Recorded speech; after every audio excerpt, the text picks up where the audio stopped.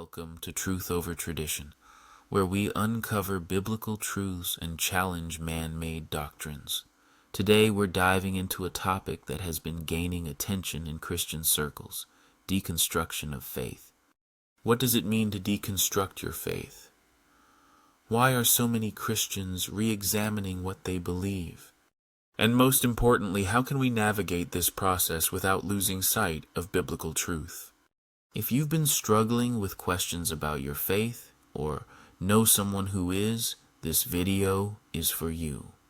Let's explore what the Bible says about questioning and rebuilding faith. Deconstruction is the process of critically examining and reevaluating your beliefs. For some, it's sparked by personal struggles, contradictions within church teachings, or a desire for deeper truth. While it's not inherently wrong to question your faith, the danger lies in replacing God's word with human opinions or abandoning faith altogether. Proverbs 3:5-6 reminds us to trust in the Lord with all your heart and lean not on your own understanding. Deconstruction becomes problematic when it moves away from trusting God and Scripture toward relying solely on personal feelings or cultural trends. There are a few key reasons why Christians begin deconstructing. Many are disillusioned by hypocrisy within the church or leaders who fail to live out their teachings. Others are influenced by cultural pressures that challenge biblical values, causing them to question traditional teachings. For some, their faith foundation may have been shallow, built more on tradition than a deep understanding of Scripture. These struggles often lead to honest questions like, what is true? What is man-made?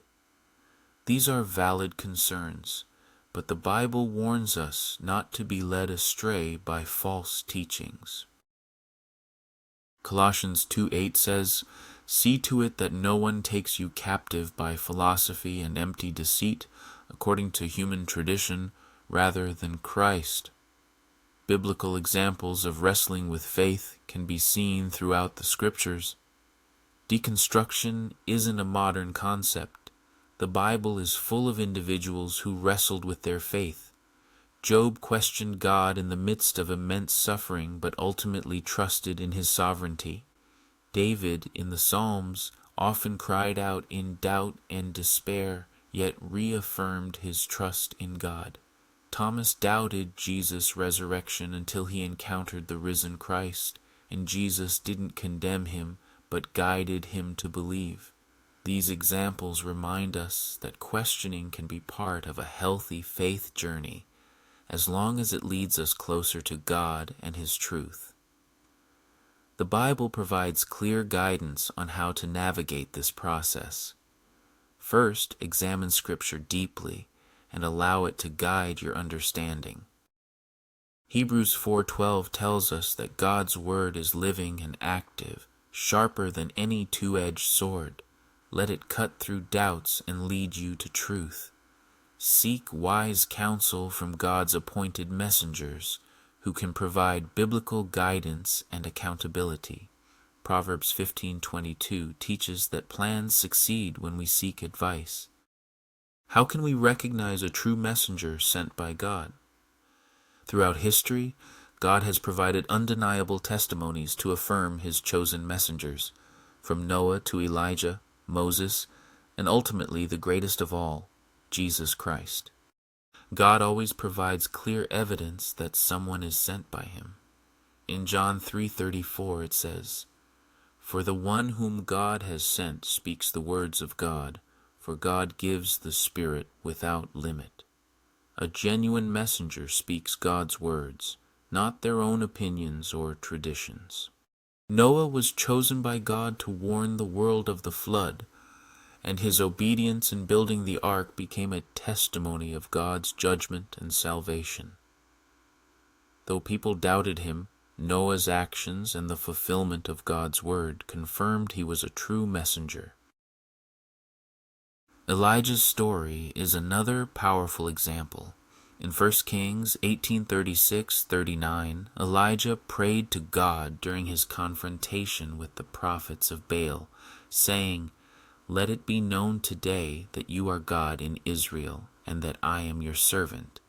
Fire fell from heaven as a testimony that Elijah was sent by God. True messengers are often given miraculous signs to confirm their calling. Moses was sent with proof of God's authority.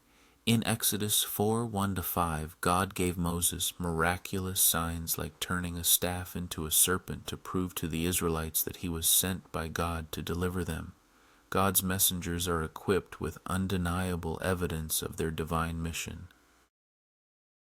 Most of all, Jesus Christ, the greatest messenger and the Son of God, with the miracles, his teachings, and ultimately his resurrection, are the greatest testimonies of all.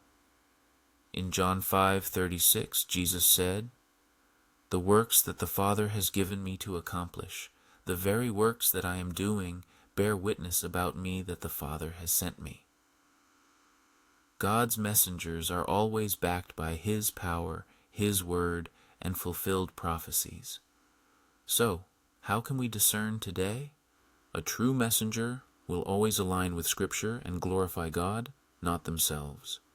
1 John 4:1 reminds us, "Dear friends, do not believe every spirit, but test the spirits to see whether they are from God." Test their message against the Bible and see if it points back to God's truth. Finally, pray for discernment and wisdom. James 1:5 encourages us to ask God for wisdom, and he promises to give it generously. A major pitfall in deconstruction is discarding Scripture in favor of cultural trends or personal preferences. This can lead to creating a God in our own image, one that aligns with our desires instead of challenging us to grow in righteousness. Galatians 1:8 warns that anyone preaching a gospel contrary to the one delivered by Christ is accursed. Faith built on human ideas will crumble, but faith grounded in God's unchanging truth will stand firm. Rebuilding on the rock. Deconstruction doesn't have to lead to destruction.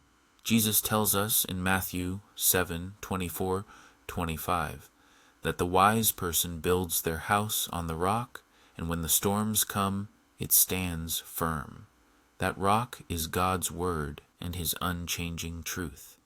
If you're questioning your faith, I encourage you to take your doubts to God in prayer, study his word, and allow him to rebuild your foundation. Thank you for watching Truth Over Tradition.